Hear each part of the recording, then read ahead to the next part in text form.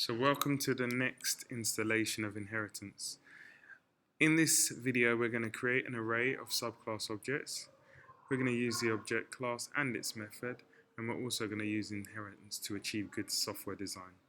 Along with the arrays, we may as well throw array lists in there as well. Okay, make that one word. Excellent. So let's begin. So we're going to move to our animal class, and here within the animal class, we're probably familiar with this. We've got our superclass, which is the animal class, has 3 instance variables. We have our 0 parameter constructor, and we have our parameterized constructor with 3 variables: our leg, our are they veg, and what's their favorite meal that they like to eat. We have our isVeg meal here, and we also have our toString method, okay, which I'll explain more shortly. We have our eat method as well. The main class we're going to be looking at is the dog class alongside the animal class. The dog class is a subclass of animal as it extends the animal class, and this is what allows us to have the relationship. We have 2 instance variables here, breed and name. We have a constructor here that takes those instance variables, and our line 20, our all important super, passes the default al-iftiradi values direct to the animal constructor, which is here. So as you can see, the same values. Okay. And then we assign our other values, breed, name.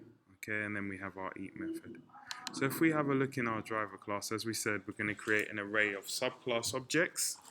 We're going to create an array list of subclass objects, and we're going to use the object class and its methods.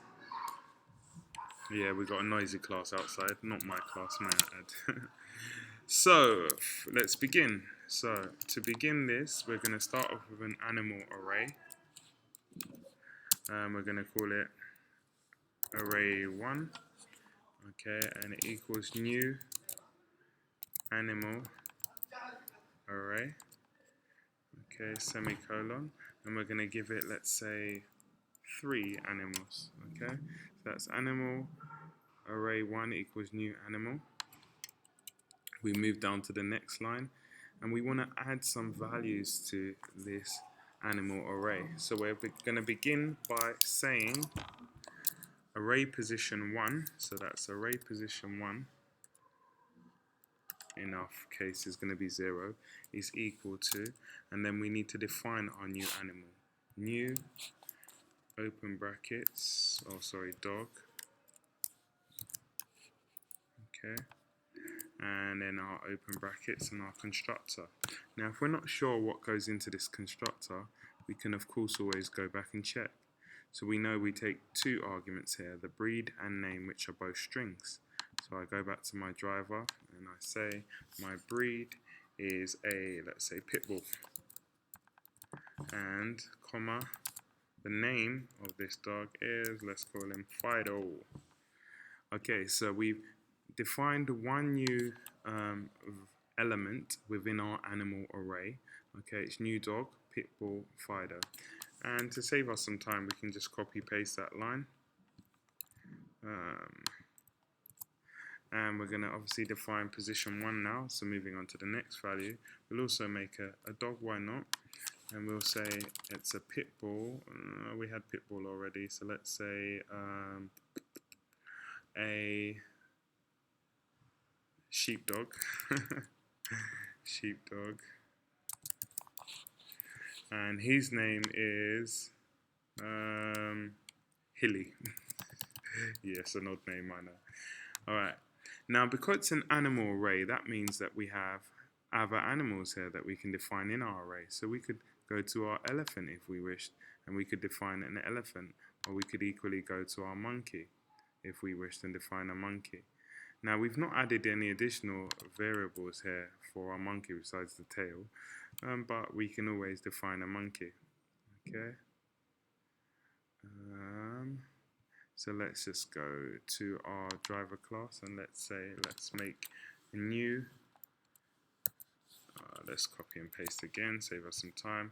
It's going to be element 2, okay, because we were allowed 3, so this will be our max now. New monkey. Now if we look at our monkey constructor, you will note we have 0 parameters. So that means we can't actually add any details to this. So we'll go back here and we'll delete all of those parameters because they're not needed for our monkey. So as you can see, we now have 3 elements. Element 0 is a new dog, element 1 is a new dog, and element 2 is a monkey, a new monkey. So now if I want to access all of those, I could do a for each loop, like so.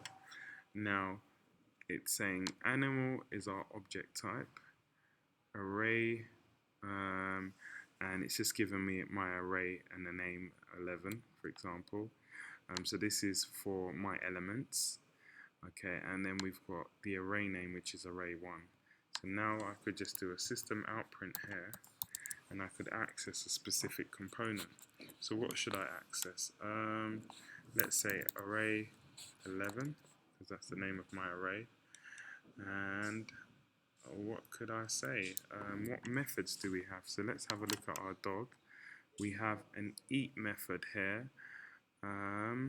So let's see what our eat method reveals. It's gonna, so let's see what our eat method reveals. So if we say array.11.eat, okay, open bracket, close bracket. Okay, we have an error here. Let's check our error. Void. So we're not allowed to put that in a print string, so we can just remove our system out print. Excellent. Saves us a line of code. So we've got array.11.eat. Now, if we check our monkey, we can kind of have a prediction of what's going to happen here. So we've got our eat method here, and it says we use our hands and tools to eat for the monkey, and it's got super.eat, which of course causes the parent line. So the parent line of the eat method says all of us eat with our mouths. So I can make a prediction here of what's going to be the output. So if we go back to our driver class, we know the first element, okay, let's just put it in our comment, is going to return the statement from the dog, which is I prefer to use a bowl, okay, because it's the eat method. I didn't use super this time, it's a comment, so that's not going to call the super class, so that will return that. I have another dog, so he's also going to return the same thing. And then for the third line, we've got the monkey, so let's have a look at our monkey. So he calls the super class of eat, which is going to be the parent animal. And if we have a look at the parent's eat method, it returns this string here, okay. And if we go back to the monkey class, you'll see it has its own string for eating, and it says we use our hands and tools to eat, okay.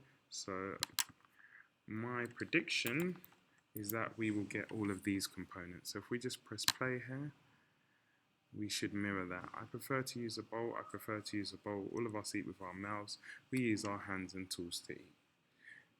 Okay, so that was how you build arrays. Now let's just have a look at array lists briefly. The only difference with the array list will be this.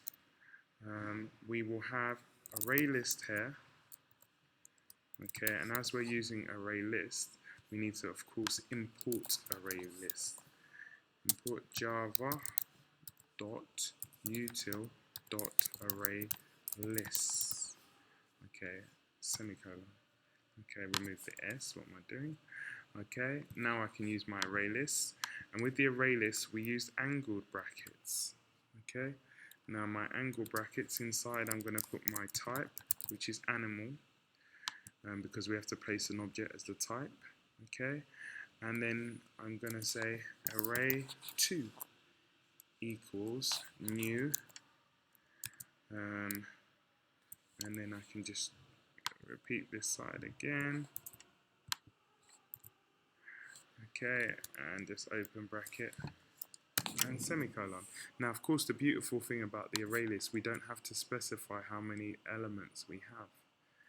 Okay, now if I want to add to the array list, I do something slightly different. I say array 2, okay, dot add. And I use we have two add options here. We can add to a specific location, or these are the main options, or we can add just an element. So I'm going to add the element, and let's just copy one of these to save us some time. Well, in fact, let's have a look at our elephant, because we've not used our elephant here. Yep, so I'm going to say new,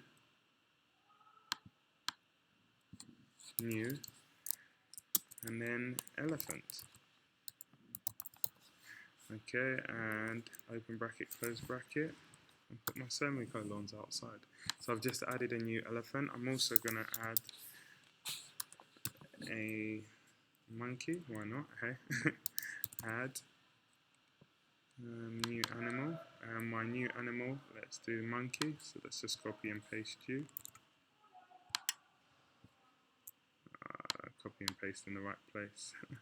Mr. Nathan, there you go, add my semicolon, and what I'm going to do is just comment this information out so I don't confuse us. Okay.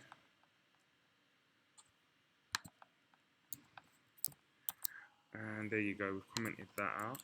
I'm going to add a for loop in here just to mix it up a little, because we played around with a for each loop. While I is less than, and we're going to say array 2 dot size. Okay, yeah, that's what we want to use. And then we want to say s. Okay, we don't need to use print as we learned a while ago. So we're just going to say array, copy that. Array, the array name is incorrect, so array 2 dot eat. Add my semicolons. Let's see, we have an error. What's our error? Cannot find method eat. Okay, no issue. So it's saying it can't find the method eat with relation to our array 2. So we need to, obviously with an array, you need to use a get method. So array 2 dot get. Okay, and then we're going to input our I here. So what we've done here, we've used the get because we need to, with an array list, we need to get the actual element. So it's not just simple like the array. We need to get the element using the get method. I is changing each time, and then dot eat. So now I'm just going to run that. Okay, we use our trunks. All of us eat with our mouths. We use our hands and tools to eat. So we use our trunks, I presume is from the elephant class. Okay, because I didn't add the super line, so we just got we use our trunks. And then my other animal was the monkey. Of course, we had the super line here, so that loaded all of us eat with our mouths. Then we use our hands and tools to eat. Okay, so that completes how to make array lists and objects. Because the video is quite long, I'm going to end it there, and I'm going to use the object class methods on the next video. Okay, hope you enjoyed that. Excellent.